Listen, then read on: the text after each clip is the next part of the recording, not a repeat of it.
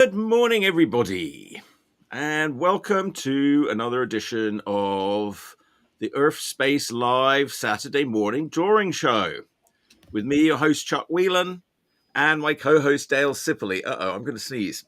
I was doing quite well with the introduction for once. Yeah, that was a very good introduction. Well, just shows you that we really are live. We are live. We're live, Mostly and live. excuse me. It's not very professional, is it? Blowing my nose on the air. Really It's all the slightly cocaine I dead. just did before the show. There's a lot of pollen about today. I don't know. I think right now in California here, we've had a very rainy season. The dams are full. I don't believe the memes that Amber was sharing. Amber shared a meme saying, like, with the dam full in 2020 and empty now. And it was literally reversed because it's full now and it was empty in 2020. Well, Amber's show tonight on Philo's show, by the way, so California. I don't mean to interrupt, sorry, Dale. Amber's not in California, and people who live in other states hate California, so I don't blame her for spreading propaganda. Yeah, thank you. Yeah, you can see the information there for Amber's Philo show. That's like our twin show, like Basingstoke, England, was twinned with Alençon in France, and we had the Alençon link. So I like to think this show. There's no formal documents being signed, but that's our twin show, which is Amber doing her drawing Philo show. We used to be like the same show, but like a cell, we monasticized and split in half. And now each cell is happily growing on its own. I was going to be on the Philo show tonight drawing, but I have an event at the Foothill College tonight. I'll be attending the Psychotronic Film Festival, which starts at 7 p.m. So if you're in the South Bay, Google the Psychotronic Film Festival at Foothill College. Oh, and very good. A $5 donation to get in to support their radio station. It's a lot of. Are they a sponsor of this show now, or are you, or you're sponsoring their show? I just want people to show up. All right, and there's a musical event at Point Richmond. If you're going the other way, I'm going to a different thing tonight, but at the Baltic Kiss in Point Richmond, Bang Bay presents Solar Van Saturdays this afternoon. Donations requested, and it's being held indoors because of rain. But yeah, there's a number of great bands playing there, and that should be a fun show. Yeah, it's the film festival is being put on by KFJC 89.7 FM. All right, and then on Sunday at the Cartoon Art Museum, there's going to be a drawing event to help promote the release of the animated movie If, or it's a human and animated movie where they're interacting with Ryan Reynolds, and If is like your imaginary friend. That's not cool. The poem by Rudyard Kipling. I like the Cartoon Art Museum. Maybe they bring that into it too. They usually park under Ghirardelli Square and then walk over. Okay. That sounds like a plan. Chuck, are you going to go to that? No, I have to. Things are starting to come in from my late uncle, so I've got to make some room for furniture that's on its way. Now, Chuck, did you go to the Cartoon Art Museum to see the Pinoy Power Filipino cartoonists? I did not see that yet. No, is it still there? Is it gone? Yeah. Dude, you got to see that before that show goes. Well, I'm going to be there tomorrow. Oh, well, okay. See you tomorrow. Yeah. I'm curious about that. Yeah. Your lovely wife. Oh, Tina's saying, do you think it's very fuzzy looking? Yeah. No. That's webcams. I'm surprised by that, Tina, because you're married to him. I mean, to me, he looks fuzzy all the time. Well, maybe if I don't have all the cameras on at the time. I was just showing off all my new cameras there. Nah, you're still kind of fuzzy. It might be your actual video settings. The disembodied voice in the background. Okay, I do see it's a bit fuzzy. Is it just focusing on the wrong thing? Do you have autofocus on or off? I mean, I don't know if I have a setting on that really. Yeah, I just pick the device. Yeah, there is something that says there's video resolution under your video. It's on full resolution. Yeah. Oh. Well, yeah, I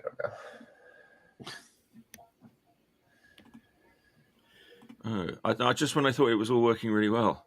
I love this show because it's usually a half hour of troubleshooting. Well, the other two cameras look fine. This one's not very good though. The other two look fine. They're the same camera. I don't know. Is it just not focusing on me? What's going on? How could they be not? No, it's not. That's not focusing on you. It's that it's very fuzzy and it's pixelated. Pixelated. Oh, it must be to do with the internet connection because it's like sharp enough down here. I don't know what's in it. I'm sorry, I did not get the Ethernet cable plugged in this week. Okay, after 2 weeks of me yelling at you to get an Ethernet cable, get an Ethernet cable. All right, is the drawing camera? Are you telling me the drawing camera's all right? Yeah, that's it's a bit fuzzy now, but it was. Now it's getting better. Well, I mean, I don't know why that one's okay and the other's not. That doesn't really make any sense. But that's a good way to flip my drawing. All right, there we go. Look, see that's going to work in there quite well. All right, now what are we drawing today? Did somebody say it was May the 4th? It is May the 4th. As in May the 4th be with you. Or more importantly, free comic.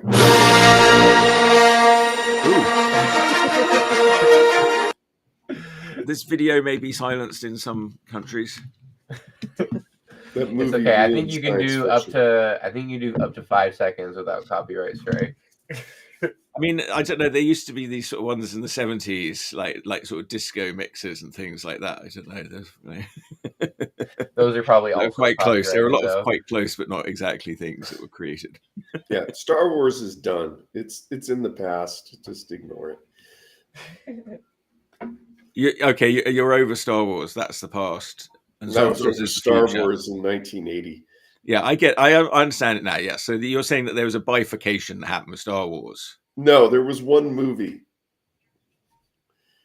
There was a movie called Star Wars, and then there were all these unnecessary sequels, except for the one with Christopher Lee. That was cool. Yeah. That's the one where they turned R2-D2 into a flying badass. Yeah, and they turned Yoda into a flying badass too. Yeah, the sword fight was fun. Yeah. Well, the second one had Christopher Lee. The third one had Christopher Lee in too. Well, they brought him in and then they killed him almost immediately. Yeah. But that was only so that, because Count Dooku had been running the Clone Wars all the time, and that was his reward. Yeah, that was wrong. You don't kill Christopher Lee. No, I know that's why he looked so surprised. Anyway, what about when he was Dracula? They killed him over and over again. Yeah, but it didn't stick. Yeah, so how do you know Count Dooku's death's going to stick? Death, this is a catchphrase I made up. Death, you can quote me on this, death is no object for a fictional character. That's true. You know, it's easy to bring fictional characters. A hole in the vortex opened up and Zardoz returned them to the physical plane. There you go.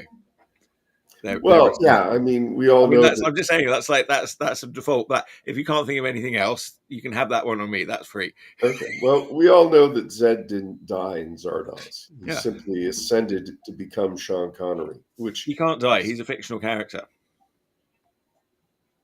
Well, we all are fictional characters. Well, all right. So fictional characters. So, well, look. So a flyer for the Baltic Kiss had quite a nice Princess Leia on it. I might do that. You're going to do a Princess Leia? Yeah. Okay, you're going to do it from reference or out of your head? I'm doing it from a reference photo. Okay. Now, have you decided when you do the art battle, and maybe we should explain to the people watching the show, Chuck is preparing to take part in what's called an art battle, which is a form of performance art where multiple artists on stage will each be given 20 minutes to create their best artwork on a regulation-sized canvas that all the other artists are working on. And then the judges and the audience will vote on which is the best painting. So since this is sort of like a sporting event, Chuck is exercising every Saturday morning to get better at creating an art piece in 20 minutes. And part of that involves learning what materials will work for him in the fastest way. Now, Chuck, do you feel comfortable with your working method now in the materials you're using? I think I am feeling more able to do that. Yes. Okay. Now, have you decided when you do the art battle, are you going to do it out of your head, or are you going to have one piece of reference, or are you going to have multiple pieces of reference? Oh wait. I am. I'm going to. I'll think about that closer to the time, Dale, because I'm too far away and I don't even actually have a date for the art battle. I mean, I put my name in the ring. And, well, I think you should decide it now. So I haven't heard back from them yet. I should probably upload some of these things I've done as sort of examples of my live drawings and stuff like that. Well, the problem with that is they might think you're a ringer. They might what? They might think I'm a ringer. Well, they might do. Yeah. I don't think so. I mean, the people who do it are pretty good, and it is very hard.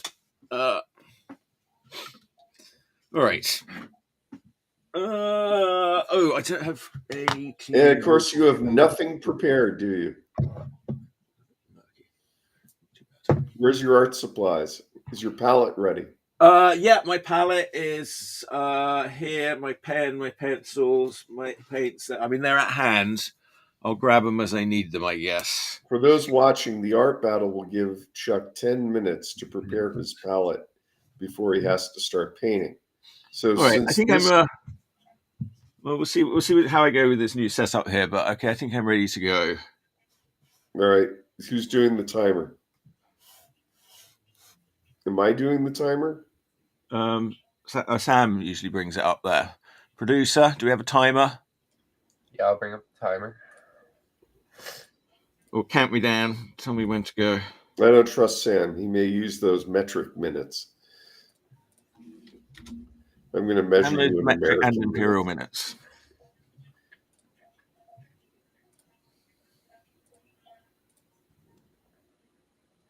All right. Let's do it. You ready, Chuck? I think so. I'm sort of studying the reference here. Okay. And I'm going to turn off my camera after this gets started. Okay. All right. Ready? 3, 2, 1, go. Get a little. And he's off.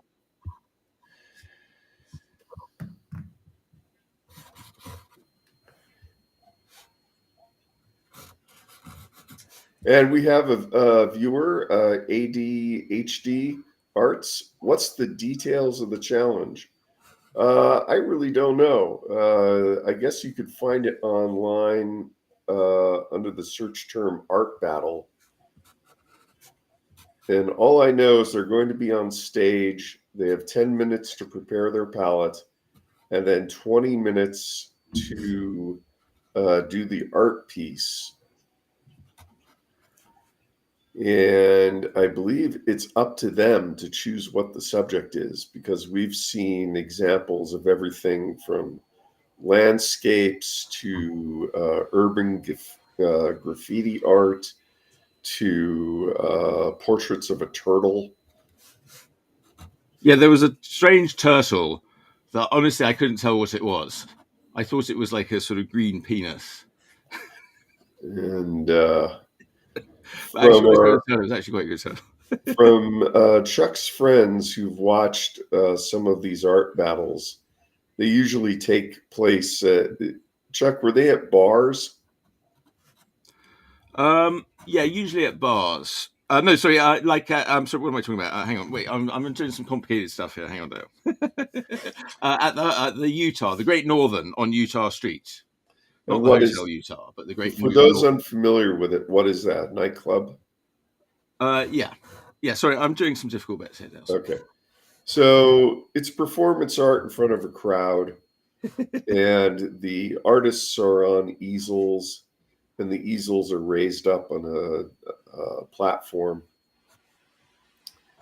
and they're doing it for the show.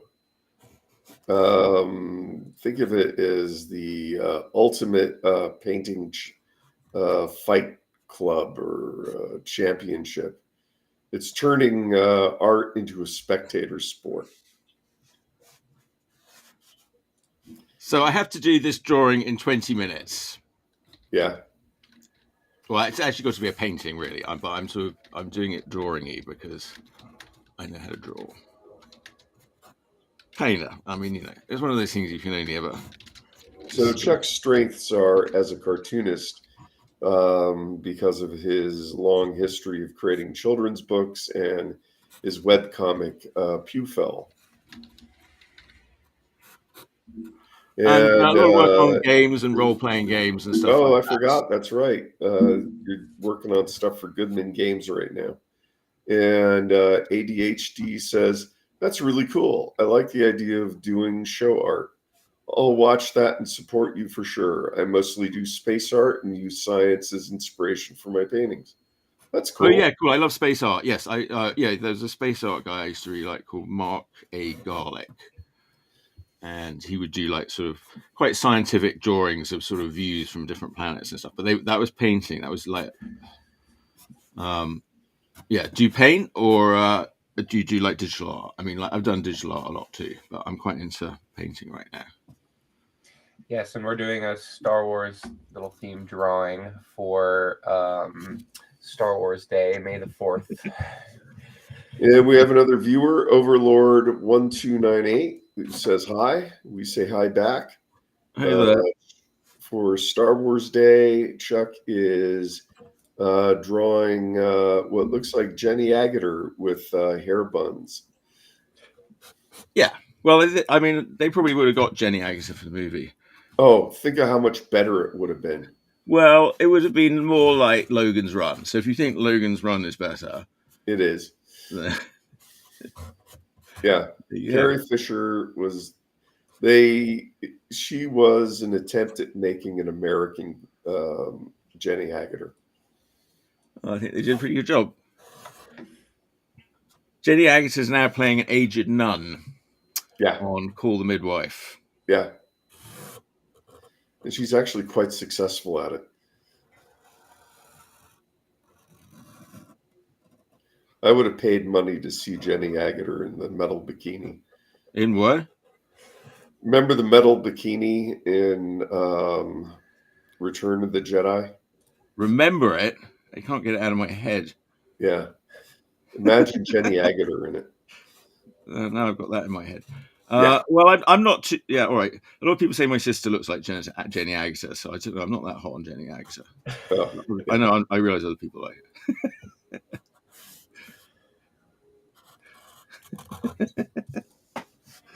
Well, but actually, people like my sister. She's a bit like Carrie Fisher too in lots of ways. Carrie Fisher was a great actress in the stuff she was in, but when she was older, she would do these spoken word, almost like stand-up shows where she would just talk about her life. Yeah. And oh my God, they were so funny. Oh yeah? Yeah, like one of the performances, I believe, was called Wishful Drinking. And some of them are available still.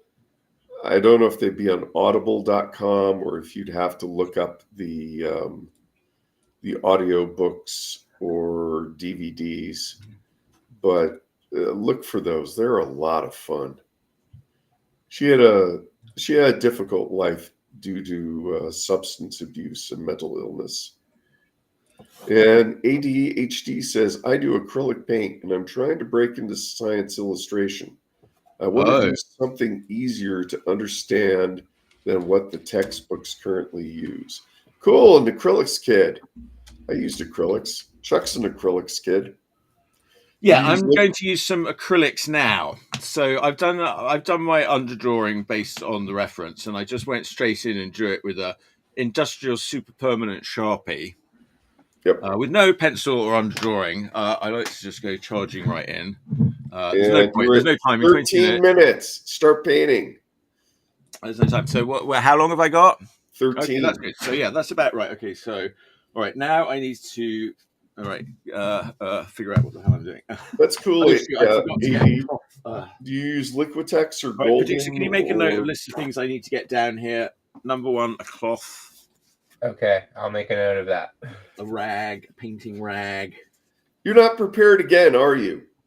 Hmm? You're not prepared again, are you? I'm not prepared again. Yeah, that sounds like a song. Is that? No, I roll out of bed. I brush my hair. Right, I'm shaking up a big thumb marker. Okay, is it flesh tone? No, it's for her hair because the model in this picture has very pink hair. Okay, Princess Leia doesn't have pink hair. This one does. God. That's cool. AD, are you using an airbrush? You weren't an airbrush kid, were you, Chuck? I have an airbrush and I have used an airbrush, but I'm not really for painting. I use it for painting large miniature armies for my D&D game because you can actually paint them quite quickly with an airbrush. Believe it or not. Oh, so AD says, I just also discovered the paintbrushes with the cartridge of paint in the middle. And I'm never prepared. That's why the name of my channel. I mostly get whatever paints I can get. That's cool. I've never used the paint markers. Oh, and he's also an airbrush kid. What kind of airbrush do you have, AD? Is it one of the ones from Harbor Freight, or did you get something like a Pache or an Iwata?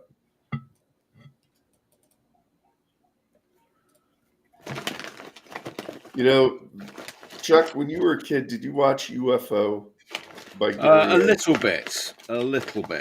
You remember the Moon Girls? The what? Remember the Moon Girls, the girls in the moon base with the purple wigs? Oh, I mean, yes, I do. I know what you're talking about. Oh, I don't really remember them from the show, though. No. Purple hair is so hot. And AD uses an Amazon cordless. Oh, you've got an airbrush with one of the little battery compressors that stick off it. I haven't tried one of those. I've heard of them. All right, now I'm going to need to do a little flesh tone here, probably. I'm sorry, I'm wasting a bit of time here faffing around with my colors. Yeah, you had 10 minutes. You're lucky her costume's mostly white.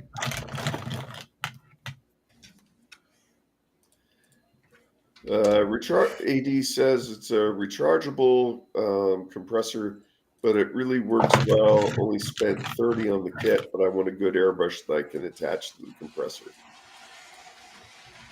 The people you want to talk to, AD, if you're in the United States and you're interested in an airbrush, is Coast Airbrush in Anaheim, California, and they do mail order.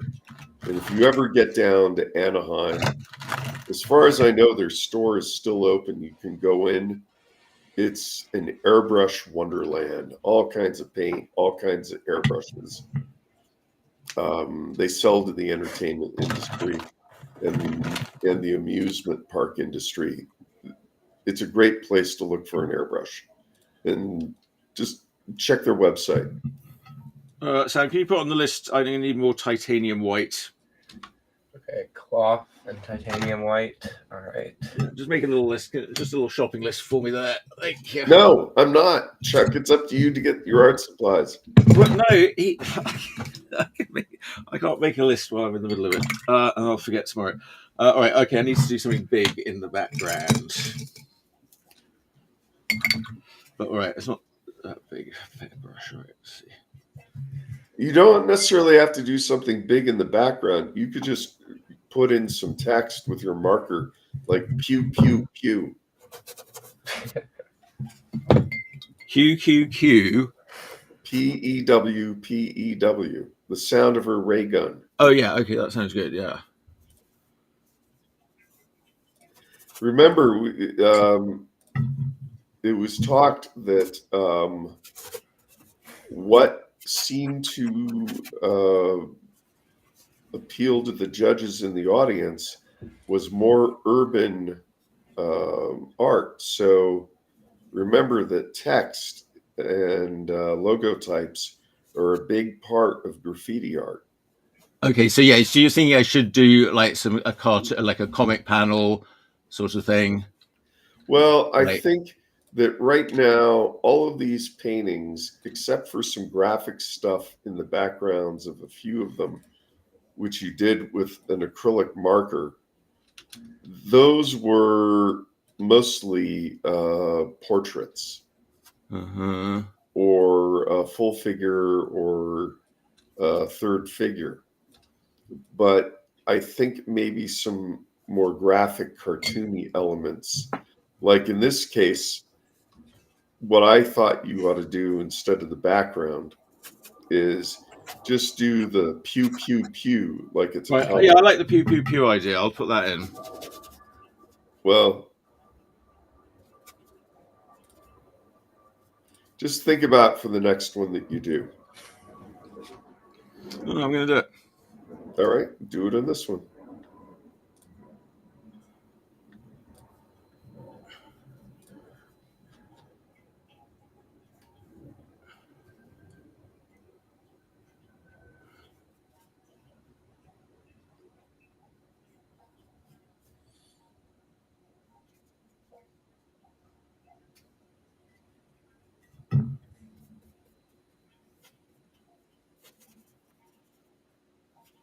Now, Chuck, you were in England when Star Wars came out, weren't you? Oh, yes. Yeah, definitely. And you saw it when it came out there, didn't you? Oh, yeah, definitely. I remember seeing it. I saw it once, and then I saw it again, and then I remember seeing it the third time and thinking, oh, actually, this movie is really good. Then I was quite obsessed with Star Wars after that. So you must have been what, 9? No, I was like 7. You were 7? Okay. Yeah. Yeah, my folks and my grandfather took me to it. I think I was 11. Uh-huh. Okay, HD says, one of my favorite things is doing a splatter style marble with a few bold colors and metallic gold. It's one of my ways of making a nebula. That's cool. Oh, yeah, that's a good idea. Yeah, I could do some splatter. I'll do some sort of splatter for stars or something. One of the things that they taught me before I got into airbrushing was you can actually paint with toothbrushes. You dip the toothbrush into some paint and then you flick it with your thumb to create all these little sprays. Mm-hmm. And it's like a poor man's airbrush. I did a portrait that way. Uh-huh. Oh, yeah, you did a whole portrait just with splattering? Yeah, I mean, I had to do masking and I had to use a shield. But you can, if you're working on a large enough canvas, you can use that splatter as stipple or pointillism to create tonal changes. Mm-hmm. It's not really that practical when you can buy an airbrush, but it was an exercise that I thought was valuable. Well, I do have an old toothbrush around here somewhere. Well, the scale you're going to be working at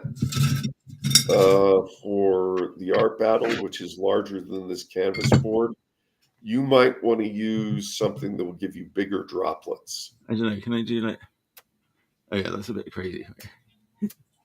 AD says he also does the brush tap method that we were talking about, but he also will sit and paint over 100 stars by hand when all else fails.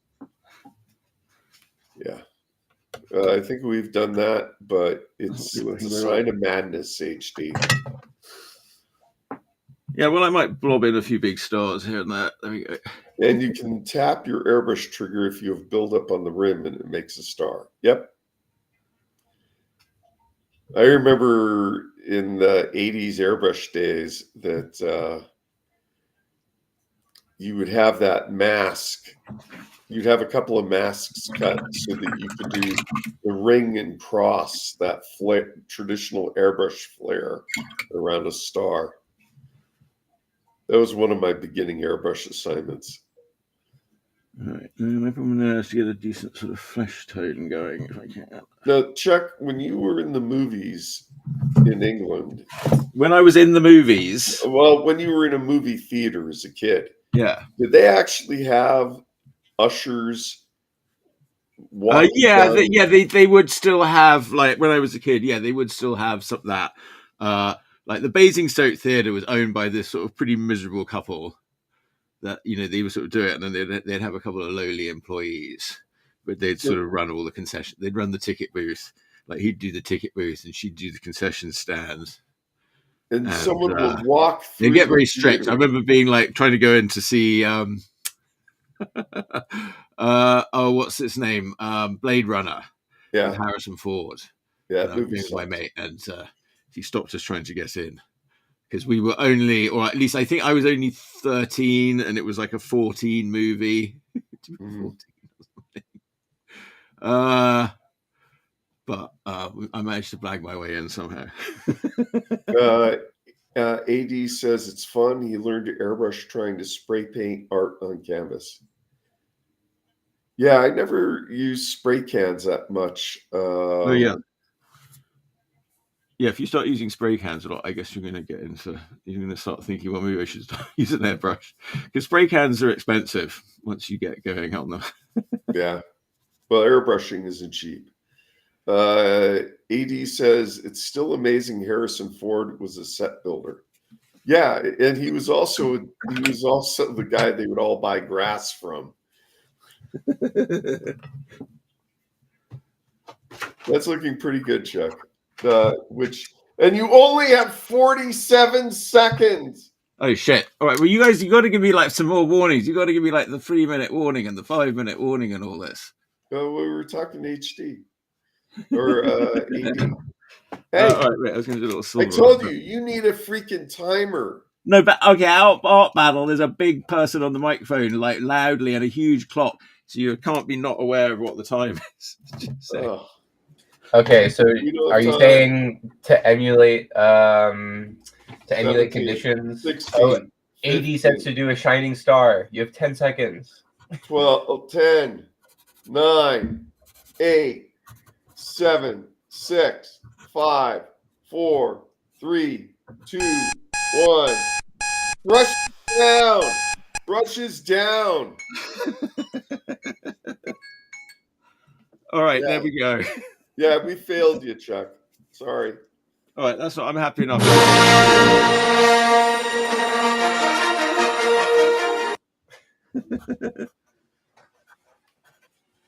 Told you, brushes down. You got to work that signature into the time that you're doing the art. All right. And AD says it's beautiful. I agree. It's very good. I think it's just a big panel full of Chuck's pain. No, I got some joy out of it, but it was a little bit. It was a bit warmy uppy. The first one's always a warm up. So, but all right, I'm quite happy with that in 20 minutes. And Princess Leia looks like a teenage boy. She what? Dale says Dale says her outfit isn't skimpy enough. She needs more metal bikini. Oh yeah, he wanted me to do her in the Jabba bikini. Yeah. You should Yeah. do her and Jabba. That's funny. Like Dale would want the same thing that Jabba the Hutt wants. Starting to look like Jabba the Hutt. Yeah, I need to lose weight. I I need to not go and have waffles after this. They Yeah, now have toaster Belgian waffles. I never I knew hope how to feel about that scene when they put Jabba the Hutt into the original Star Wars, because I always knew, like, as a comic fan, you like knew that scene existed, and they had it in the comics, Yeah.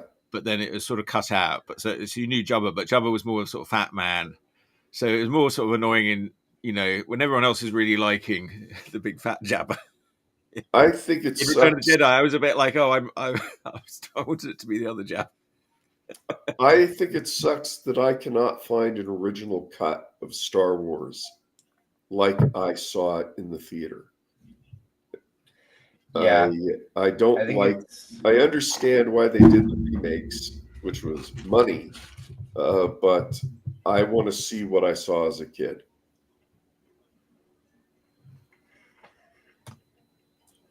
All right. Yeah, we are definitely entering an era of like media not being able to be like owned digitally and stuff like that. And companies can just wipe things off the web, Oh, yeah. off the internet. You know, obviously people can like skim it illegally or download it before it's deleted. Well, But- what I've learned now is I put off buying some old TV shows and movies that I should have when I was younger, and I need to buy them now. And then the other problem is, even if I buy them on disc rot will eventually kill my DVDs. Yes. I used to like this anime called Dominion Tank Police, and there was a good scene in it where there was all this valuable art being run over by a tank. And then they put in a little commentary saying that all art is destined to one day become trash. It gets over it. So it was quite a funny one, Dominion Tank Police. It was like, for some reason they decided that the best way for the police to operate in the future was driving around huge tanks. But it was quite tongue-in-cheek. But then it's funny because that's the one that's actually more true than anything else. Yeah, we're not. It's planned obsolescence is, in a way, a form of censorship. Well, you know, we're only here to enjoy the beautiful moment. The universe goes on forever, and you're That's just a true. little part of it. That's true. You're the little part of it that's supposed to think about Zardos. And They AD said, says like he all the never. monkeys in the tree, like they'd have one of them that would get very excited about birds or something. Like, you know, that's why we have phobias. I think I saw this on a Donahue show. AD says they never thought of it, and that planned obsolescence started with the light bulb. Yeah. Well, Yeah, the light bulb. That's a good example, isn't it? I don't know if that was so much planned. It's just They could have made a light bulb. They could always make a light bulb that didn't expire, but they made one that would burn out. So you had to buy another light bulb. well, I don't know if that's exactly true. That is true. That's what they did. Well, there was a light bulb supposedly in a California fire station that's been running for decades, and Yeah. it's a tourist attraction. Yeah, if they need one, they can make one, sure. But they don't sell you those ones. Maybe to the firehouse because they're firemen. The city's got to pay them. All right. Now I think I'm going to draw a picture of Princess Leia's mom. Her mom? Her mom. Oh, Princess Amidala. Yeah, well, there's lots of Princess Amidalas. Natalie Portman. Yeah. Yeah. The girl who, after her boyfriend murdered sand people and then murdered children, wanted to take him back. Well, did she know about that? Oh, yeah. I don't think so. Yeah. Oh, yeah. Well, Yeah, he's the father those, of the child. those stories in the later films were a bit problematic. Well, that's the whole point. Is problematic. They were supposed to be like opera, like opera stories. They're always problematic. People, you'll just be glad that they didn't have anybody marrying their own mother. Luke kissed his sister.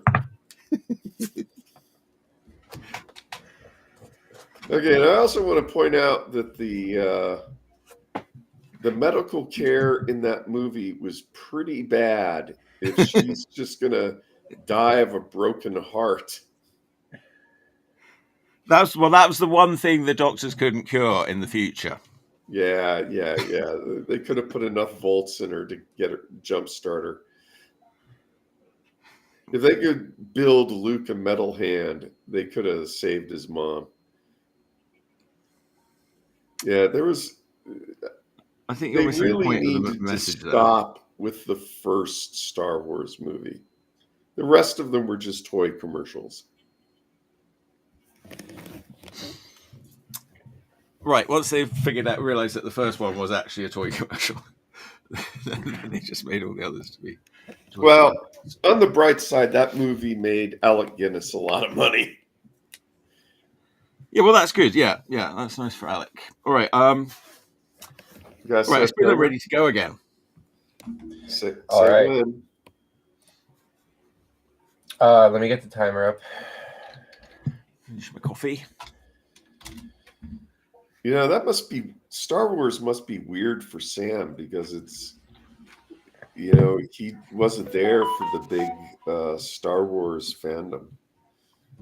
Well, I had my dad growing up. Well, oh, sorry. Yeah, go ahead. Yeah, I was going to say, growing up, I had my own personal Star Wars fandom in the house with Dad. Yeah, that's like saying to somebody like, "Oh, it must be weird for you being a Christian because you weren't alive when Jesus was born." Yeah, it is weird. All right. Well, my friend Matt used to say that he thought Star Wars was like the new original, and it somewhat is. And actually, once you understand like Joseph Campbell, then you realize actually, well, yeah, it is. He was like, definitely layering on that Joseph Campbell message. Which is Jedi is like the fourth biggest religion in England, isn't it? Apparently, that's what our friend of the show, Dr. Phil, he's been on the show. He says, Dr. Phil.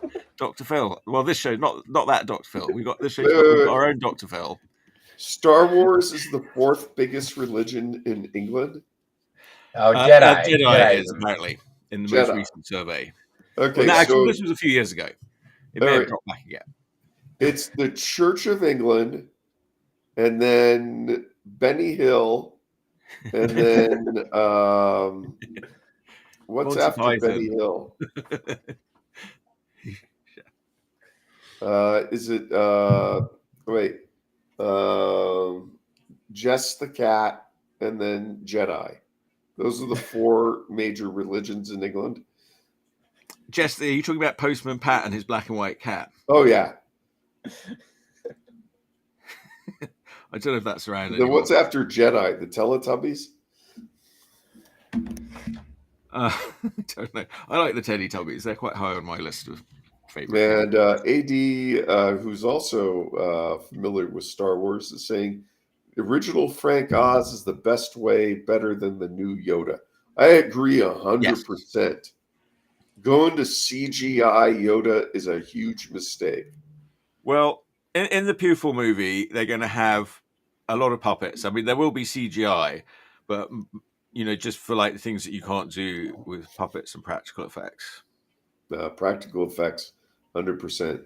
AD reminds us that we can take college classes to learn the Jedi way.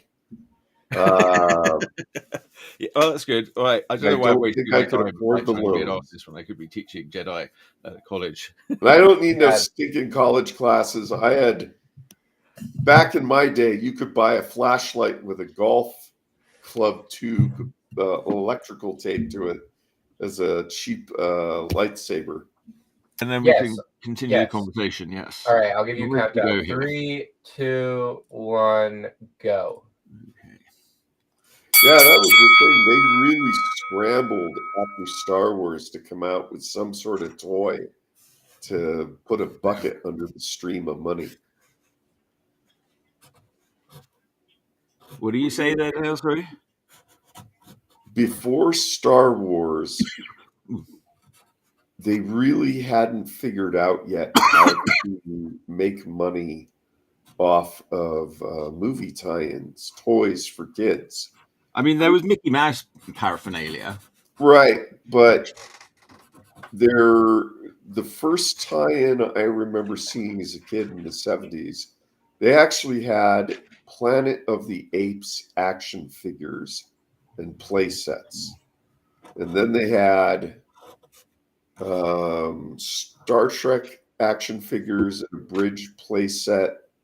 And then they had even Space 1999 action figures and a play set.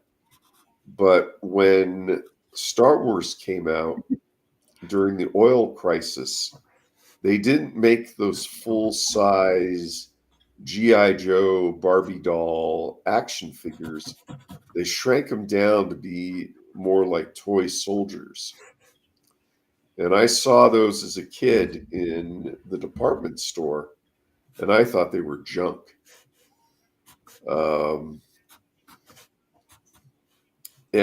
when they came out, you couldn't even buy them.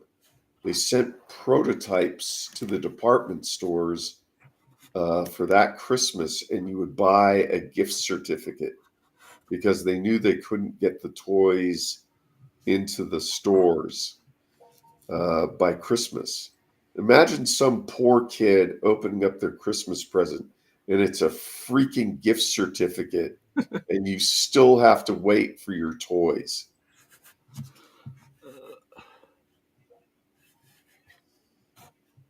And what's AD saying? I can't say much. They spent a lot on Star Wars video games. Okay, so I got to ask AD, are we talking console games or stand-up cabinet games? Because I don't think they had a Star Wars game cabinet game until Return of the Jedi. And it was a vector game. Wait, there was the one where you had to fly and attack the Death Star. Yeah. Yeah, but that didn't come out until the 80s. Console and PC. I've had to give all that up, AD. It's too addictive for me. I can lose months playing solitaire. That's not a joke. Video game addiction's a real thing. Yeah. Oh yeah. He's right, kids. Yeah, just say no to video games. I'm waiting for the new version of Goddess, Godus, to, well, not new version, an update to come out. She's got a big weapon here. Yeah, there's a lot of gun fetishism in Star Wars. Yeah, I'm sort of like finding that there is quite a lot. Yeah, but that's the whole point. They're at war, you know, and in war you need guns. Movie would have been much better if it had just been economic warfare. Well, just scene after scene of alien boardrooms. Well, I think they tried that in the sequels, didn't they? Like they started off, it was quite boring. Everyone was like, "What the hell are we talking about trade negotiations for?" Nobody wanted to see that at all, did they? Like George Lucas was like, "I'm just trying to sort of say how boring it is to have trade negotiations." Yeah. And what did we learn from Star Wars? Kids like watching movies where people die. Well, death is a mysterious thing. Okay, I don't understand. Yeah, Star Wars isn't very much of a kids' movie when you do a body count of all the people who died on Alderaan. Well, I think that was the whole point of it. It wasn't really a kids' movie so much. Like all the adults were quite excited about it. That's what I remember as a kid. Star Wars. As a kid, you're like, "Oh, I really want to see that," because it looks very exciting, like a kids' movie. But like the adults are like, "Oh, they're all liking it too," and they're sort of thinking it's a grown-up movie. Star Wars was Star Wars was if you took Space 1999 and just replaced all the story with special effects. All right, but come on, Space 1999 was just a kind of crummy version of Star Trek. I mean, really. No, Space 1999 was a masterpiece. Why is it not a crummy version of Star Trek again? Okay.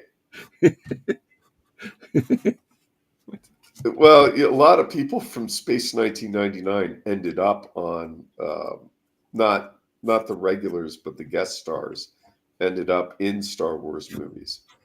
Peter Cushing, Christopher Lee, Brian Blessed, Julian Glover, Shane Rimmer. I really wish Shane Rimmer had been in more Star Wars movies because he was in so many of the Bond movies. If you see Shane Rimmer in a movie, you know it's a classic.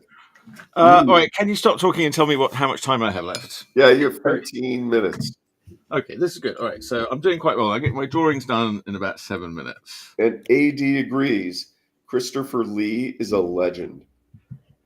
Yes, no doubt about that. Now, Christopher Lee would say that because Ian Fleming, he was related to Ian Fleming. He was like his cousin or something. And he would say that Christopher Lee was actually the real James Bond. Oh, yeah. And Christopher Lee would claim that he knew, he was a sort of assassin and he knew how people strangle. There was some story about him being on set and somebody was getting stabbed. And he goes, "Oh no, that's not the noise somebody makes when they're being stabbed." That was in Lord of the Rings. It's more of a.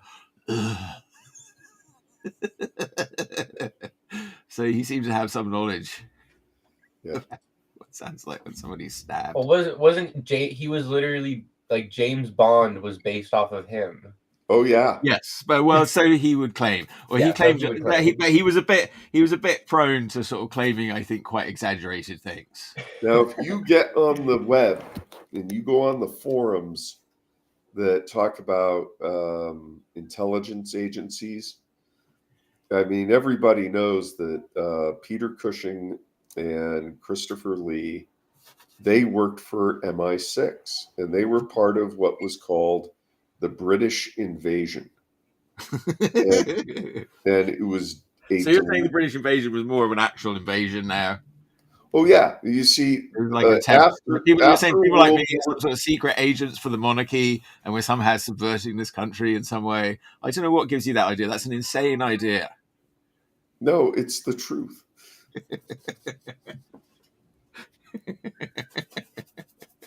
AD reminds us Christopher Lee he saw the last beheading in France, if I remember right.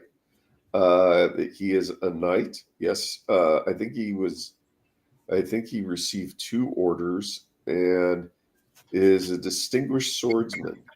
Yes, he's actually recognized as a stuntman by various stuntman associations because he would do some of his own stunts, some of them kind of stupid and dangerous. But he, in one of the films when he was young, he was in a scene with Errol Flynn, sword fighting for some pirate movie. And Errol Flynn actually injured Christopher Lee, almost took a finger off. And after they bandaged Christopher Lee up, when they started again, Christopher Lee deliberately took Errol Flynn's hat off. He took his hat off? Yeah, with a sword. With his Errol sword? Flynn was not happy about that. No, probably not. Christopher Lee, the story goes on the spy fan sites is that he wanted to be Bond, and he was going to be Bond. Yeah, he thought he was too close to the bone. Yeah, MI6 said that's ridiculous. There is no way. That was his reason why he wasn't James Bond originally. Yeah, because MI6 said it was too close to him actually because he was a spy. Yeah. Yeah, we're not going to have you as a spy pretend to be the spy who is actually based on your life. That's just ridiculous. Okay, but this is another reason, though, why The Man with the Golden Gun rates as one of the best James Bond movies. Oh, yeah. Even though it's Roger Moore. Yeah. Well, in it, the reason they were able to get it is that, first of all, Roger Moore also worked for MI6. And in this Roger Moore way, also worked for MI6. So you're telling me that you used to have to actually have some sort of connection with being a spy. It's ridiculous. All right. Well, MI6 was involved with the Bond films pretty heavily after they insulted Ringo Starr. So in Goldfinger, when Sean Connery ad-libbed, it wasn't in the script, he ad-libbed, the best way to listen to the Beatles is with earmuffs on. That pissed off Ringo Starr, and that went up the ladder. And that's why Ringo Starr is sitting next to Sean Connery in Thunderball during the briefing scene. You can see Ringo there. And okay. he was mad at Sean Connery. But they had him in Thunderball. Are you sure you should be going on these websites? Well, I'm not allowed to go on the ones with naked girls anymore. Not all websites are good for you, Dale. Okay. I'm just happy there are websites that aren't just cat pictures and naked girls. Cat pictures are very popular. I do like cat pictures. One of my friends, Crowden Sats, who does some cartoons once in a while for the Wall Street Journal and various, he does one panels. He and his wife are adopting 2 Siberian kittens, and I'm begging him every day to send me kitten pictures. What are Siberian kittens? I always get suspicious when people start trying to sort of say they've got a specific kind of cat. Oh, dude, Siberians they're like Russian Maine Coon cats. Oh, yeah. Okay. So, yeah, my brother-in-law has Maine Coon cats. They're ridiculous. Yeah, they're like big and fluffy and, big feet. And I don't really find them like cats. They seem more like they're sort of these dangerous beasts roaming the hair. They are not dangerous. They literally, the most that one of them has ever done is give you like a small bite if you pet him for too long. Yeah, no, I'll admit that's true. But it's because his former cat, which admittedly was not a Maine Coon, but his former cat would randomly attack you for no apparent reason, quite viciously. What was it? Was his name Fluffy? I never trust the other ones. I'm going to do this. Was that Fluffy? AD kind of wants a husky cat. Well, I recommend AD always get a rescue. But I've had good luck with just picking up rescues. They seem to come to my door and I end up with a cat. Oh, speaking of pets, didn't Whiskey just have a birthday? Oh, yes. He's now officially 14 years old. Wow. He didn't really get a lot of presents. Trouble is, the only things he really ever likes as presents is food, and he can't really eat any food. It's a bit sad for him. Well, get him a Game Boy or... Yeah, he's not really interested in those things. AD, are you up in Oregon? AD's telling us about how long the shelters up there keep animals. He says it's mostly dog, or they say it's mostly dogs.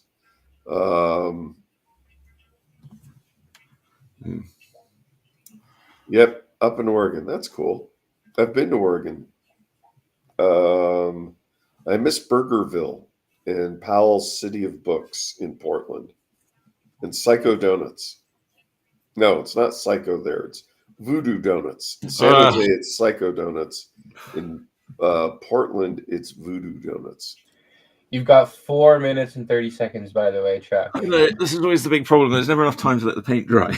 Well, remember to put in the flesh tone where her abdomen is. Yeah, I'm just working on that right now. And you got to put the belly button in, man. Yeah, I have. It's I do have to. It's very belly button-y.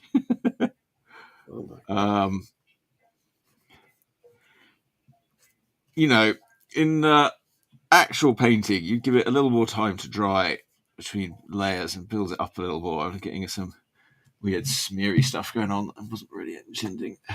I'll just make it worse. All right, what else we got? I don't know if I was in Corvallis. I'm trying to remember the town I was in. It was a suburb of Portland. It was some ridiculous name. But yeah, I dug Burgerville. When they were in season, they had blackberry shakes. They're so good. All right, hang on. Yeah, they didn't really. Getting in panic mode over here. Yeah, I always thought in the Star Wars films of Natalie Portman, that was a good choice. I mean, they didn't go wrong with Natalie Portman. No, but they kind of like some of the stuff was a little.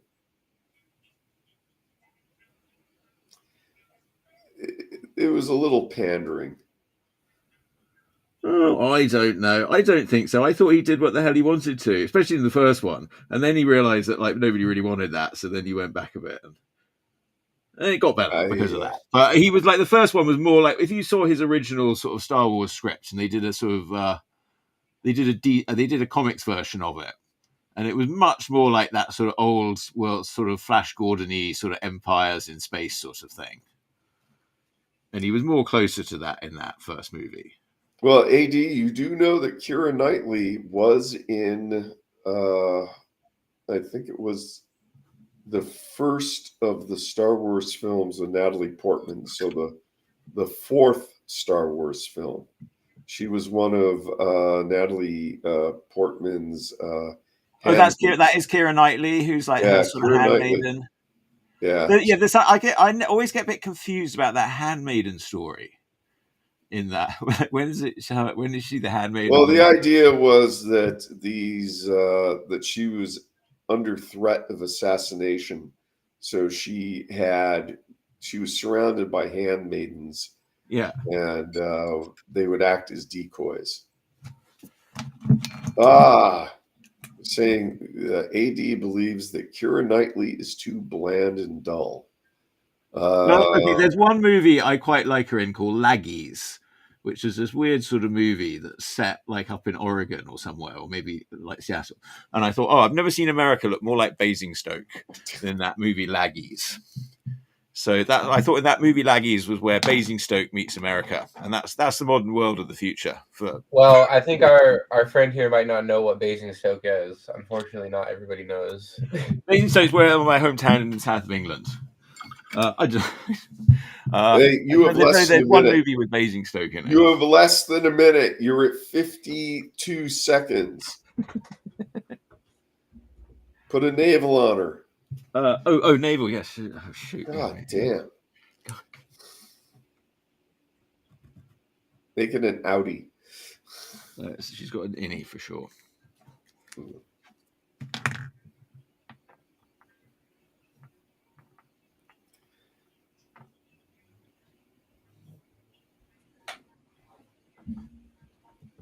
Yeah, but after those three movies, the Star Wars films under Disney, they were using a lot of British actresses for those roles.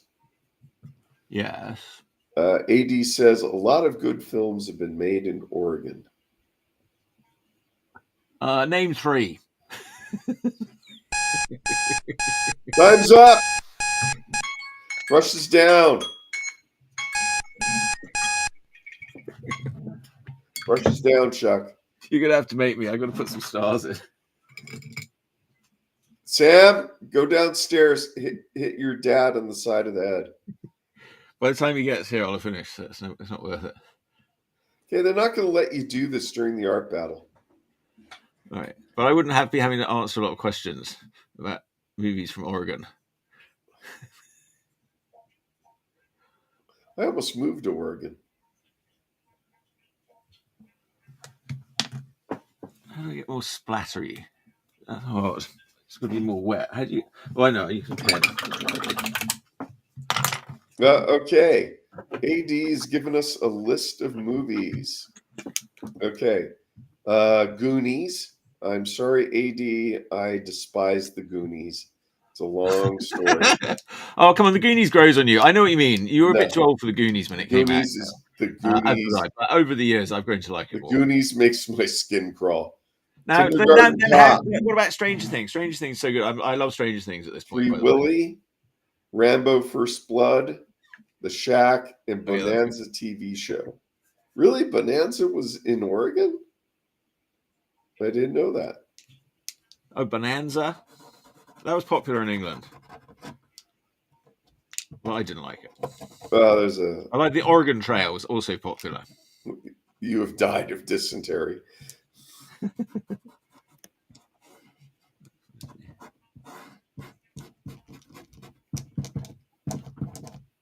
No, unfortunately, Sabrina's employer wouldn't move her to Oregon, so he's stuck down here. All right, well, that'll do. I even thought about going to Oregon and getting an MBA. Can you imagine me with an MBA? All right, well, it's not a good likeness of Princess Amidala. And again, I think maybe like it's always quite a problem getting the proportions right with the heads and the body. Yeah. Right. My advice is do a robot next. Do more. You remember the stuff you were doing for Urfspace Girls? Yeah. Do that. Don't. I should do more like, yeah, you're right. That sort of was my lesson last You're week. looking at this reference, and that isn't your strength. Well, I think, yeah, I've got to sort of get in the zone where it's sort of between the two. Okay. No reference this next one. How are we doing? Where are we at on the timer? We're at 11:10. Okay. Don't do any. AD says they like it, and I respect AD's opinion. But if AD is new to the show, I don't think AD has seen the scope of what you're able to do without reference out of your head. And I think you owe that to AD. Yeah. Do a space princess with some barely Star Wars inspired spaceships and a robot, and just, you've done this before. Go with your strengths. Yeah. Okay. No, sounds good. I'm ready now. Okay. Yeah. So these were a good couple of little warm up drawings there. Happy though. So I guess I'll put a big canvas up there. Okay. And do that. Why didn't we have a Visio now while I get that sorted out? Oh, wait. This is important. Oh, yes. AD says, don't forget to make the sounds. You're not making the sounds. Bob Ross always says, make sounds of it or it won't work right. Yeah, dude. You remember, you got to go full Bob Ross on this. Well, all right. Okay, I agree. But the thing is, I'm doing something like Bob, doing it differently from Bob Ross, because Bob Ross didn't have a co-host. You see, I've got a co-host to do that, and Dale makes the soothing sounds. No, and I can. Well, this next one. If I was on my own, I probably would be making more soothing sounds because it would be a bit weird. No, this next one on the canvas, I'm not going to making sounds. You're going to need to make the pew pew happy tree sounds. You know. Yeah, I was going to write to do that for the audience. Where did that go? Now, AD, in a previous episode when you weren't here, we were trying to get Chuck to buy and wear a Bob Ross wig, big afro wig. A rainbow wig would be best.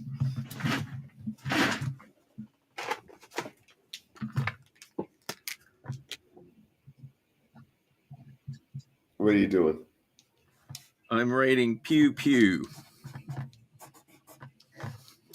Oh, how's the Goodman Games projects going? Well, I got all finished up on Grimtooth's traps and the sort of introductory module that's going with that, where I did the frontispiece and all that. So I think I showed you most of that before. I just did a lot of sort of finishing up and cleaning up on that. And this week I was sort of getting caught up on various projects, getting things up to date. Did your art director like him? I believe that everyone was very satisfied with the Goodman Games work. I have another project that I'm working on for them coming up. That's it's a more internal secret project. Is it going to be color or black and white, or can you even In talk color? about it? Color? Yes. Another watercolor, or are you going to digital it? Well, it's more like I don't know. It's going to be more like sort of cartoon painted sort of things. All right. But it's more in the realm of, well, I don't know. That's another project that I'll talk about another day. All right, can we have a quick video now? And I'll do that. Do we have like Lost Loser or something we can put on from our friends Charm World? See if the producer can figure that out. There we go. Sam's asleep.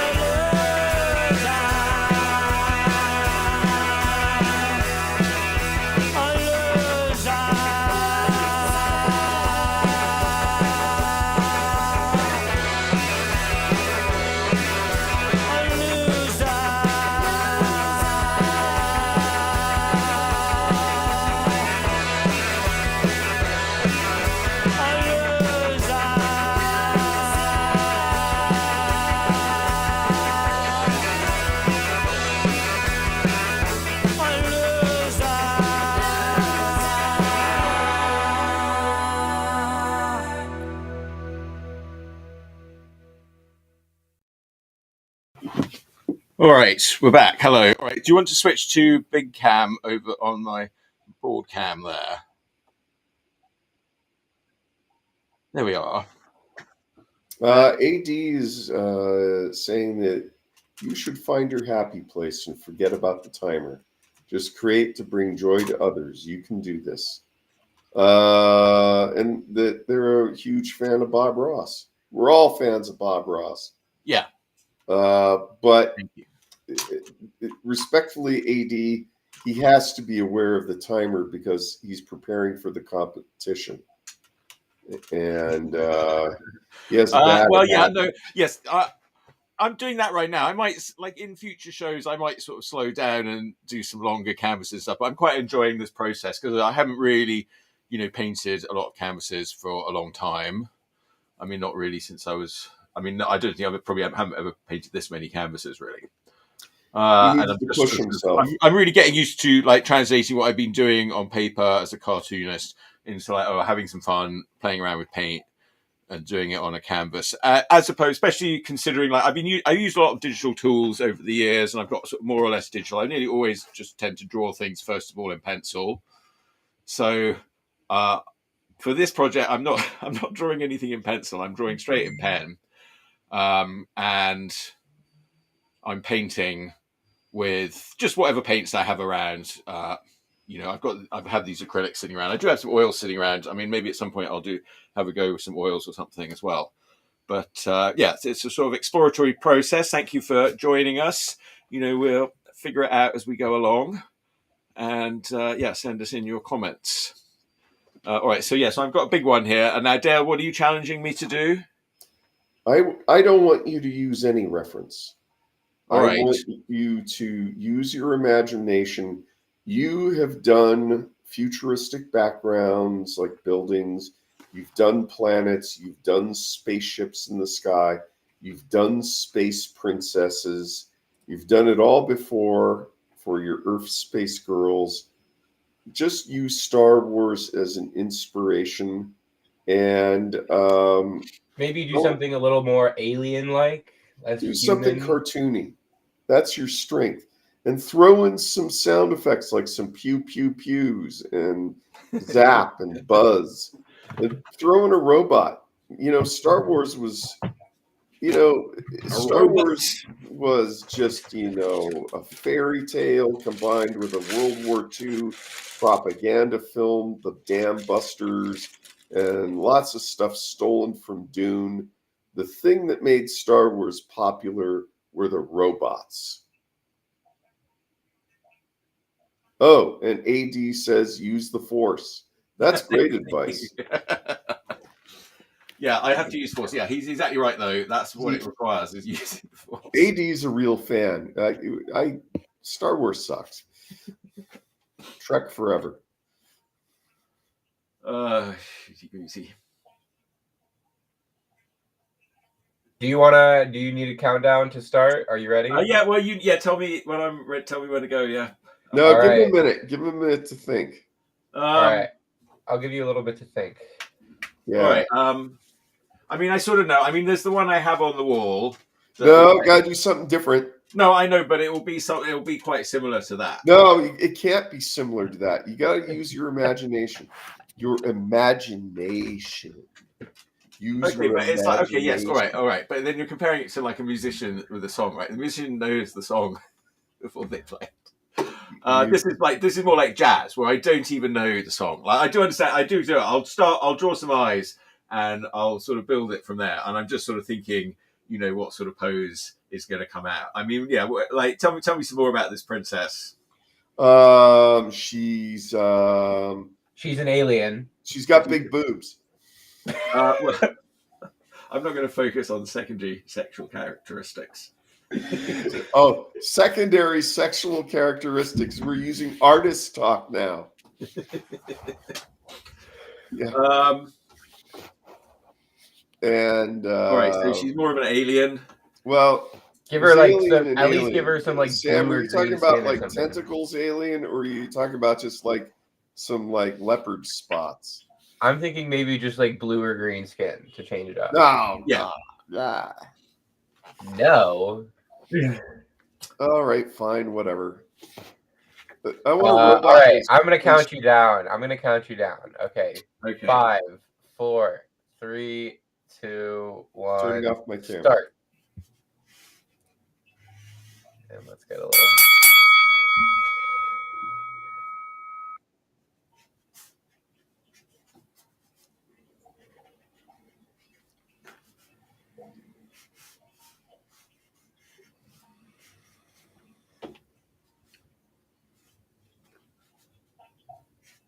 AD reminds us, do or do not. There is no try.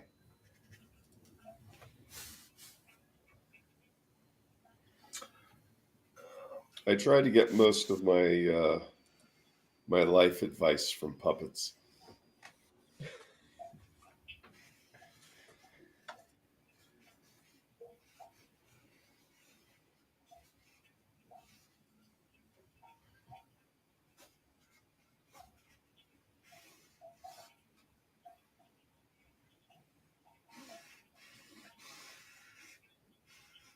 You're not making any sounds, Chuck. You gotta like tell us that you're drawing happy little hair.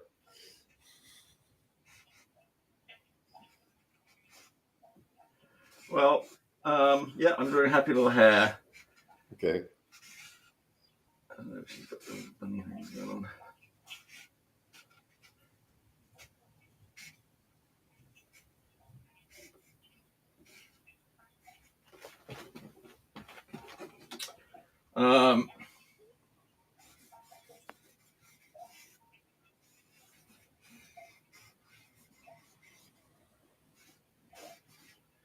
Some sort of strange communication device. Yeah, that communication device vaguely reminds me of something.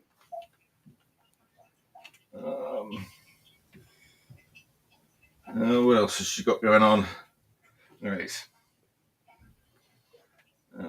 Okay, she's got her robot friends down here. The robot friends. Put her in a metal bikini. What's that? Put her in a metal bikini with shoulder pads. Show off her secondary sexual characteristics.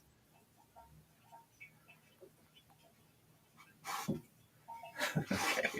All right. I just have.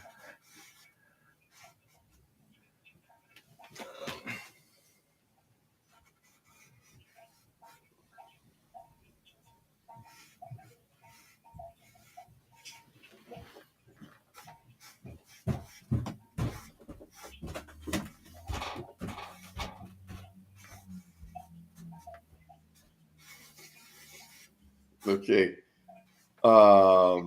That looks happy. That's her robo stogie. Well, you have to have smoke coming out of the robo stogie because it won't. Right, Yeah. I like the robo stogie.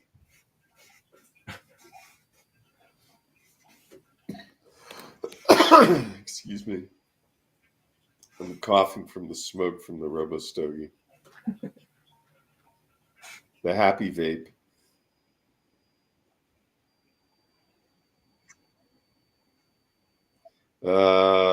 AD says that's great, laughing out loud.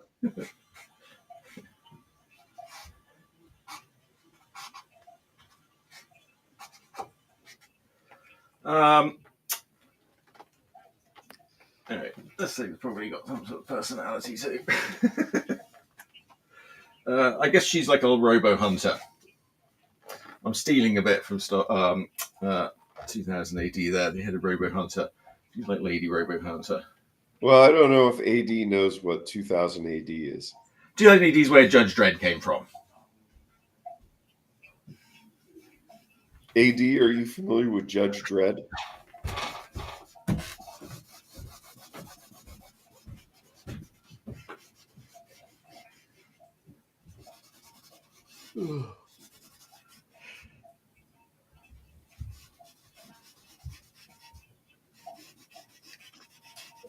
It is. You have 15 minutes left. Okay. I'm quite a good time with the drawing then. Yep. Add more fiddly bits. Her chest tunic needs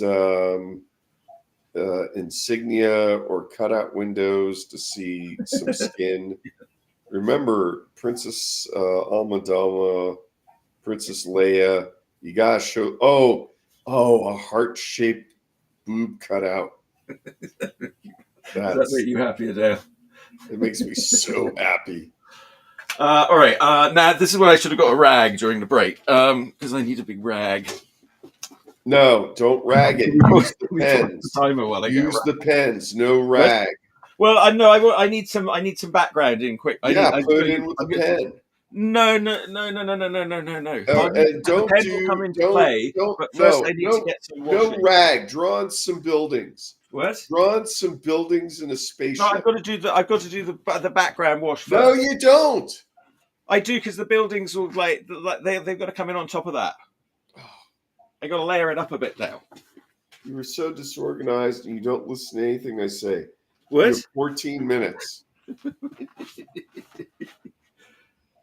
They're going to come into it, but I want to get the wash in first. He's not going to listen to us, AD. AD says use paper or plastic or anything sprinkled. I don't think he's going to dab it in that way. Not a big brush either.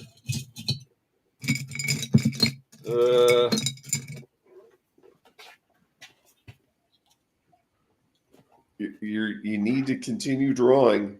Don't go to a brush yet. You're developing bad habits. Why? You have to explain to me why this is a bad habit to go in with wash now. Because you need to put more detail in the background first. The wash, you're going to be more economical with the wash if you're. You'll save time if you're doing the wash after you finish the drawing.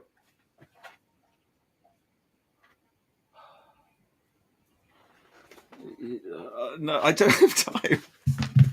You don't have time. I won't get enough colour on the board in the time, and you're wasting my time now. Dale, this is really confusing me. Not listening. Keep drawing. You have 12 minutes and 40 seconds. Yeah, that's right. Ignore me completely.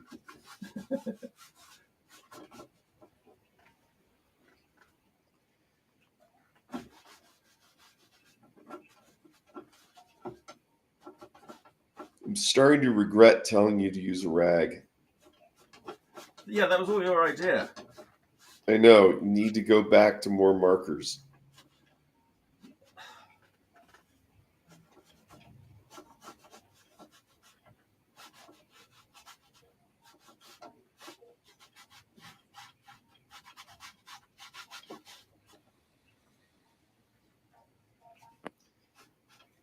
$12 minutes.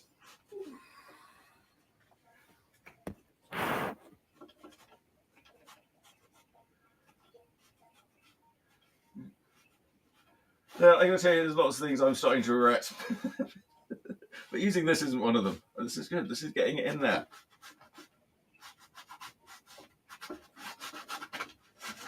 Yeah, but you're relying on it too much and you're not exploring the other tools.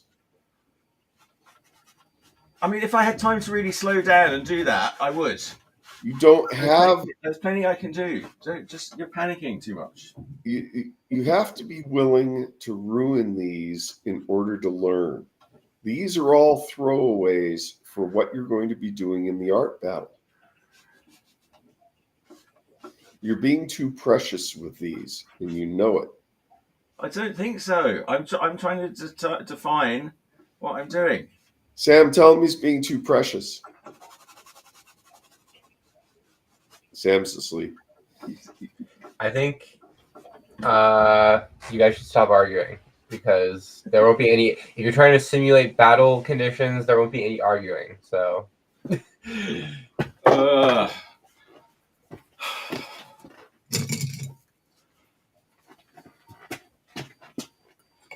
Okay, I disagree with that completely.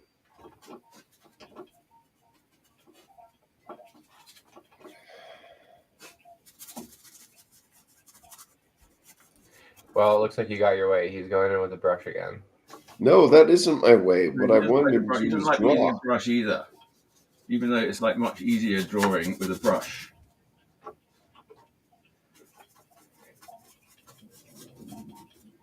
You gotta stop being so. You gotta stop with just the pretty girl stuff. You gotta be able You're to. the one that told me to do a bloody space princess. Yes, but I told you to do spaceships and buildings There are going and to be robots. spaceships and all that. Yes, there's a robot. That's not a robot.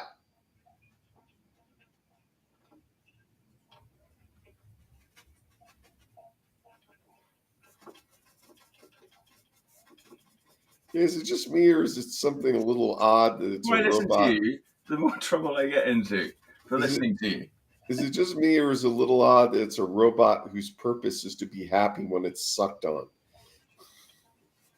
The robot doesn't care. Yeah, I think the robot cares. Well, you do have to be nice to your droids. You know, don't be like Darth Vader. Like Darth Vader wasn't very nice to his droids, was he? You have 9 minutes.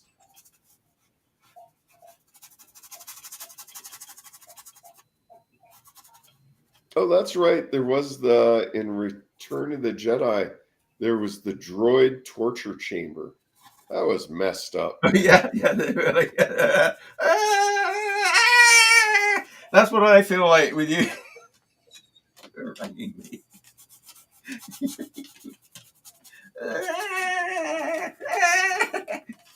What, did I just make the noise, or I'm torturing you? That's the noise you want me. Those are the noises you want me to make. Yeah, I do. I refuse to submit to your unjoyful way of painting. The pain of painting. Is that the book? I should write the book. The pain of painting. Cipperley. Okay, you know there are other colors besides blue and purple. Yeah, we'll get to them. Not at this rate. You're at 7 minutes and 50 seconds. Yeah, okay. So I probably want to spend about this amount of time on. And you haven't done any work on the background.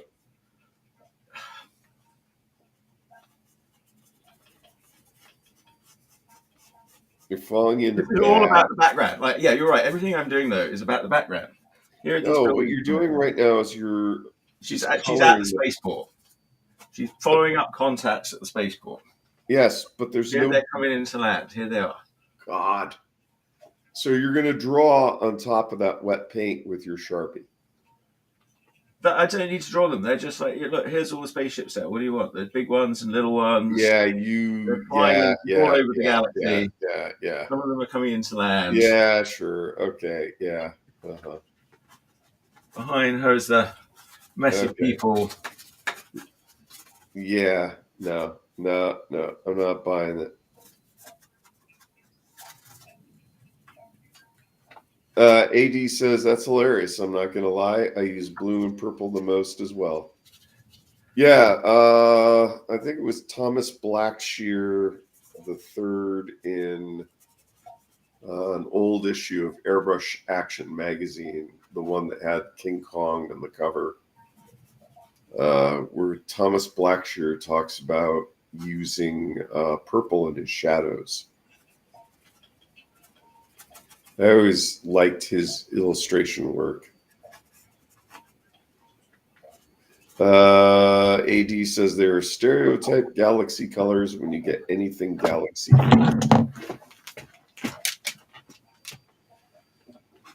And Chuck's now trying. Chuck has pulled out another color. A marker. I like the markers. You tend to like the markers. And Chuck has 5 minutes and 35 seconds.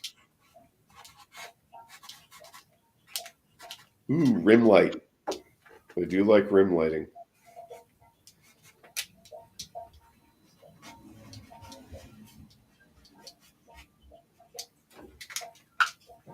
That's a very good rim job. Thank you. You're welcome. Let's see.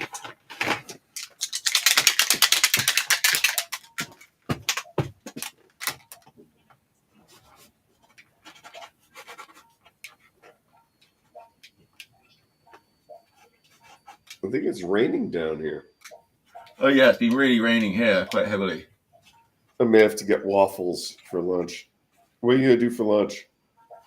Eat food probably. Yeah, but do you have like No, I don't have any plan today for lunch. Yeah. Right. I normally after the show, I'm just like I'm unwind and I have a little sandwich or something. I'm not going out or anything. Okay. Just in case, I mean, I don't know if there's any fans of the show who wants to take me out and buy me lunch. I mean, anytime, that's fine. Yeah, I'm not driving up there today. Oh, look, this one hasn't been used. Not driving. I have to get ready for the Psychotronic Film Festival. I am going to dress up for it. I may put on the suit.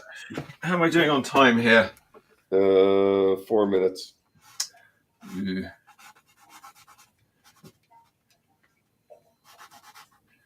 So little time. Now, is Philo at 6 tonight? Fido comes on later, yes, at 6 in Pacific time. Okay. A little earlier in AD, if you're time. Still listening. Colorado time. Whatever time that is. I'm not really good at my time zones. AD, if you're still listening, 6 o'clock Pacific tonight. We're in the same time zone if you're in Oregon. Look on Twitch and look for Artglyph. ARTGLYPH.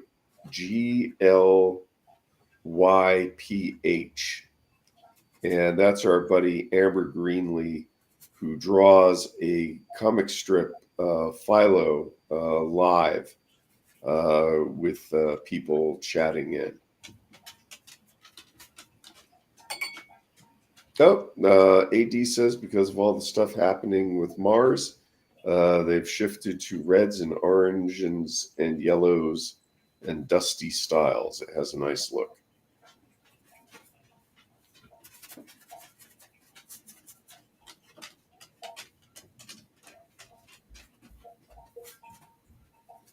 I haven't painted with actual paints in years. I've got a watercolor set laying around. I should pull that out again. Yeah. You might have some more respect for... Oh, shit, what happened? Oh, shoot. I have no respect at all. No respect. No, I'm in a slump right now. I haven't been able to finish that last strip. Something yellow got in there. Shit. So I should do some cartooning today. I'll do that after my waffles. I'm looking forward to my frozen waffles.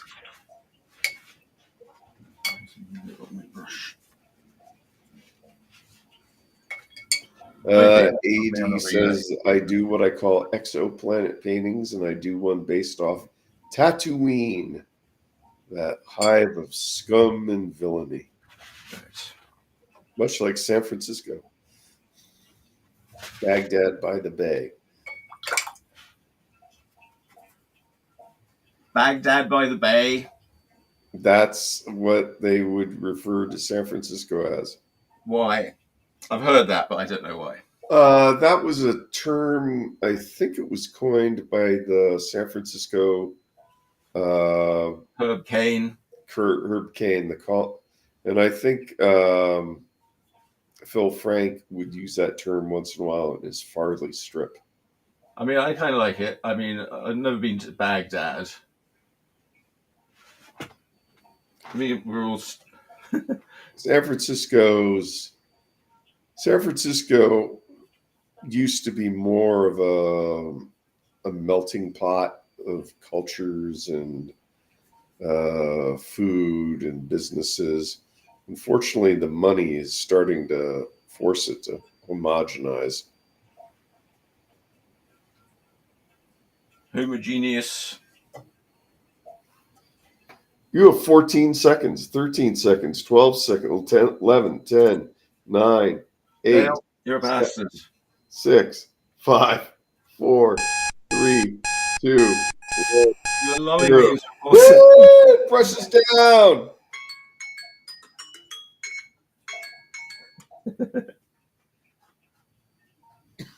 Put the brush down.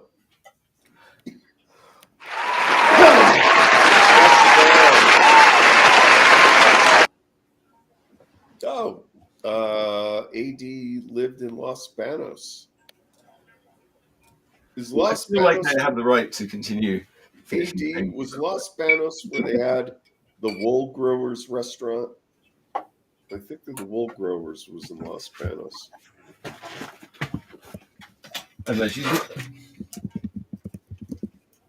Yeah, I mean, all right. Yeah, the Wool Growers is in Los Banos. I ate there. That's an awesome place.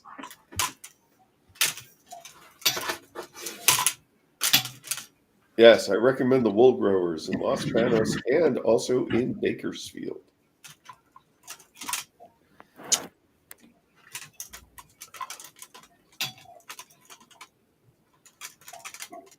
You definitely want to get the lamb if you were at the Wool Growers. All right. All right. I kind of want to noodle around with it some more. I don't know if I'll improve it, but Okay, I'm telling you right now, and I'm giving you tough love here. You need to draw in the background elements. Don't worry so much about. I think I've sketched in nicely a loose background element. No, you gotta do it with the pen. You gotta do it with the pen.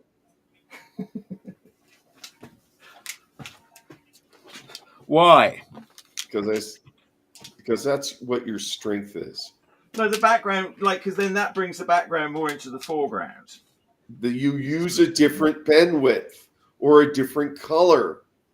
Word? Oh, God. You use a different line width for the background or you use a different color pen. AD says they love lamb. I love lamb too. I highly recommend the lamb stew recipe by Chef John, Food Wishes on YouTube. I love that stew.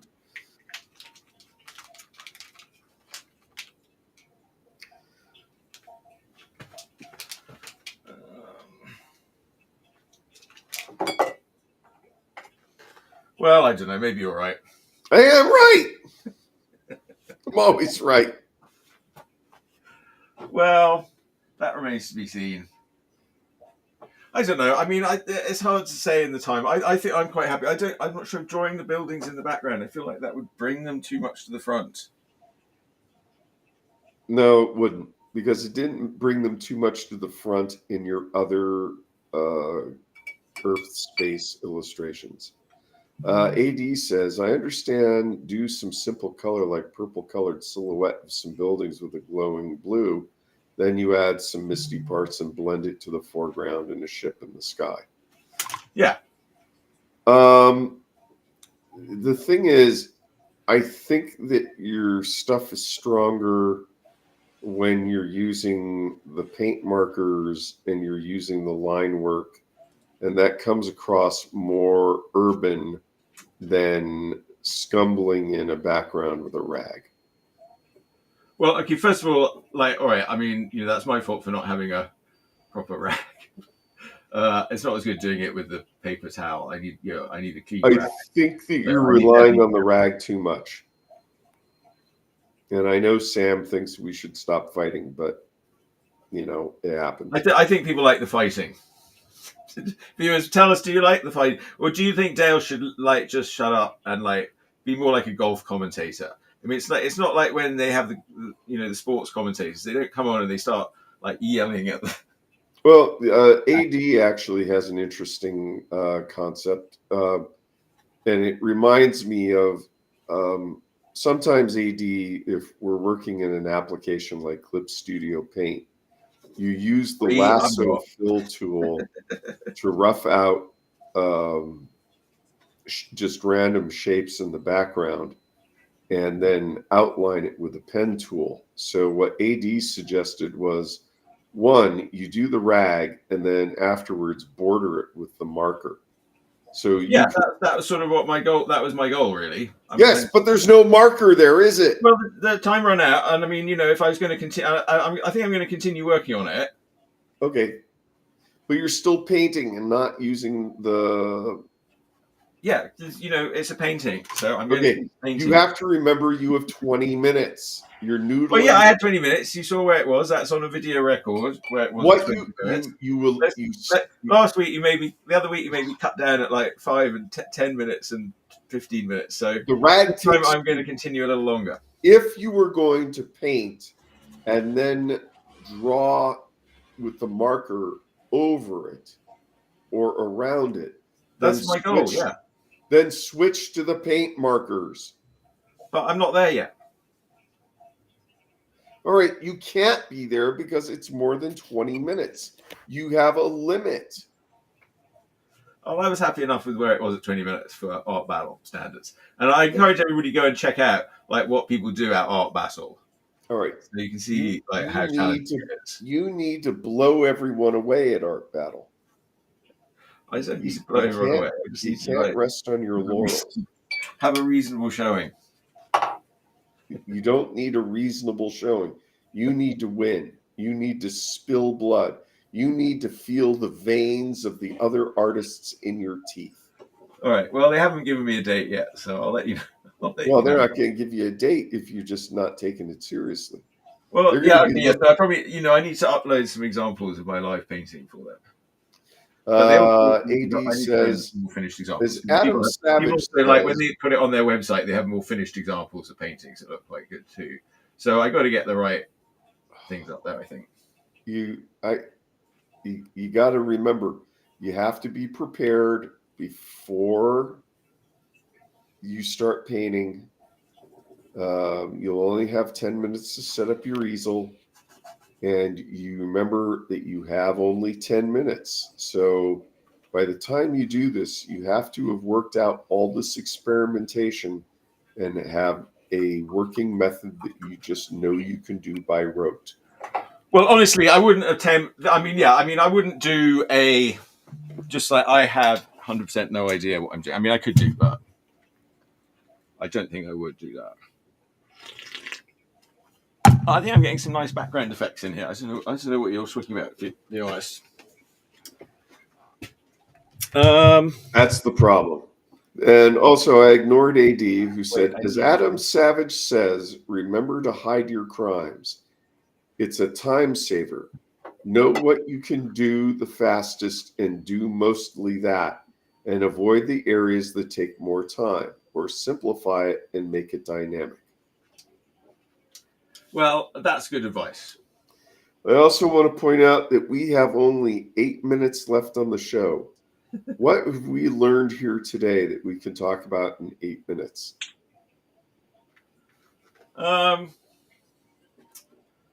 Well, I think I've learned that I've lost my yellow. Where's my yellow? It's hard to do a finished painting like of high quality in 20 minutes. So you can definitely do something that's like cool arts.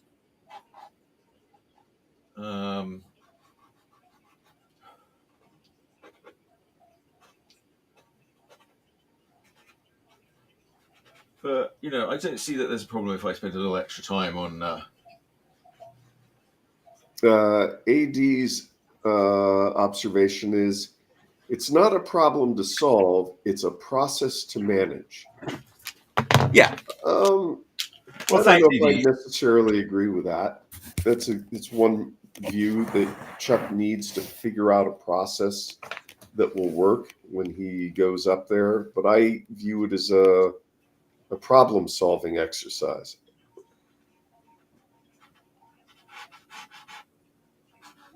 First, when I was taught to paint, it was you make a bunch of mistakes and then you spend the rest of the time fixing it. Well, yeah, but then some of them are the happy accidents, and I guess there's some sort of element of following the rules. I don't like to follow the rules too much. Yeah. You just all that really does is teach you to do like somebody else does. Okay. But you're going to have to follow the rule about it's 20 minutes. Yeah, all right, but we have a record of where it was at 20 minutes, but I don't feel like I need to obey some arbitrary rule. Remember, this isn't your art time. This isn't your art making time. This is your training. No, I've had that time, and now This is your training for an event. Now it's my time. This is a training for an event time. Remember, you're Sylvester Stallone, and I'm Burgess Meredith, and I'm the one who has to tell you you're a bum. You're a bum. You're a bum, Rocky. Well, I'll admit that I'm a bum. Yeah. Not as much as I am. What are you going to do for lunch, Sam? I don't know. I'll figure it out. Okay. All right. Well, thank you for tuning in, everybody. Thank you, AD. I want to say that we'll be back. We're back. We're doing the show every week, and I would say I'm making good progress, despite what Dale says. And all right, she's right. I mean, he told me to do a Space Princess. She came out as she was. I had, I'm using the colors on my palette here. I mean, it's very fun. I'm going to work on her a little bit more. And Sam, can you throw up? Really, the key to doing good drawing is probably to have it penciled out before. I did have some in my sketchbook that I was like, oh, maybe I'll do one of those. But I got, but they weren't really related to. I'll save them for next time. They weren't really related to May the 4th. Neither is this one. I don't know. She's some sort of robo bounty hunter of the future. AD, remember tonight at 6 p.m. Check out the Philo. That's PHLYO show, and it's going to be on the Twitch channel Art Glyph. So I believe it's at ARTGLYPH, and that's Amber Greenlee drawing and her friend Robin commenting. That should be a lot of fun. Yes, that's a lot of fun. And thanks to everybody else who's tuned in. We've had a few more viewers over the last couple of weeks, which is great. Thank you. Like and subscribe to our YouTube channel at Urfspace. I think that's really where you can see all the old shows. And that's sort of where we're sort of focusing the show. But it goes out to Twitter, Twitch, Facebook, mostly, I think. Yep. Other channels you want to check every week. Sorry, somebody, what's that? Oh, I was just going to say, if you're on Twitch and you're looking for other channels, I recommend Sinsomniac Theater, and Sinsomniac begins with a C. And on Monday, Wednesday, and Saturday nights, see if you can find Cinema Insomnia on Twitch. Those were all fun channels to look at. I think I like that one best. I think you should have drawn out the pew pew pew with marker, but I did. Okay, but that's a paint marker. I meant like the magic marker, the black marker, the line marker. Well, I could like give it a little shadow on it. Yeah, maybe I'll do that. And AD says, check out Adam Savage Untested. I look at Adam Savage Untested all the freaking time. Are you a member of it, or do you just look at it for free, HD? I look at it for free. I'm too lazy to be a member. And we're not. I met Adam Savage that one time at Silicon Valley Comic Con that first year, when we were doing our Masters of Webcomics panel, like backstage. And he'd just been before us been doing a panel with Wozniak, with Woz. So that's Steve Wozniak, not Joe Woz. He's not Woz, but similar to Joe Woz. He's like a little hairy guy. And like all of a sudden they were saying like, oh, you should get, I had this space helmet that I wanted Andy Weir to wear, who was the author of The Martian, who was being on my panel. And he also knew Adam Savage. And then Andy Weir was signing my helmet, and then they were like, "Oh, do you want?" do you want this guy to sign the helmet too? I was like, oh no, thanks. this is Wozniak. I was like, oh yeah, sign it too. And I don't even think I got Adam Savage to sign it. I should have done, but I don't know. I didn't really care. Well, you and Adam Savage share the same hairstyle. What's that? But Adam Savage is great. I mean, he does such a good job. Yeah. I'd love to meet him sometime. And AD is recommending that we do the $10 a month level for tested. I'll think about it. I'm supporting so many artists right now, like Mr. Lobo and Cinema Insomnia. I'll have to drop some artists before I can support another one. Like Chuck. Yeah, well, I suppose spending my mornings here with Chuck. I do have a Patreon right now. It's like Patreon/comics. I've got quite a good Patreon URL because I got in there quite early with Pewfowl. But you know, they can also support me. They've only got 3 patrons, but I'm not doing anything very actively on that. I don't know. Maybe I had a patron, more general Patreon. I don't know. I do a lot of work for sort of clients and stuff like that. So you have a Patreon, you have to be sort of doing everything for your Patreon. But AD, if you want to support Chuck, he also has his webcomic Pewfell. This is one of the graphic novels for it. They're on Amazon, aren't they, Chuck? Yeah, they're on Amazon, and yeah, you can follow me at Urfspace is the best place. You know, search for Urfspace on my website, urfspace.com. There's links to my other projects like Pewfell and things. Yeah, so check out the webcomics. And that's the name. All right, so thanks everybody. We'll be back next week. Make sure you comment. I don't know if we're seeing all the comments. I hope we're seeing all your comments. Dale's been reading out comments, right? I haven't seen any other comments today. I haven't seen our regulars. Okay, well, yeah, feel free to comment wherever you're watching. I know people like me might be watching on Facebook and stuff like that. So, you know, if you put a comment in, we should see it. And if we're not seeing it, you know, let me know and we'll figure out why we're not seeing it. But yeah, we'd love to see your comments. So thanks for watching. All right. Goodbye, everyone. Thank Tina says watching. Good job today. I'm going to play a little exit video. Yeah. Play the theme tune. Thanks for showing up. All right. Song for Chuck Whelon showy. He asked me to write one, but I stole from David Bowie. Here's a theme song. Chuck Whelon is the best. We have lots of hosts, but we're running out of gas. Will you be our guest on? Will you be our guest on? Be on the Chuck Whelon show. Whoa, whoa, whoa, whoa, whoa, whoa, whoa, whoa, whoa, whoa. If you're gonna have a show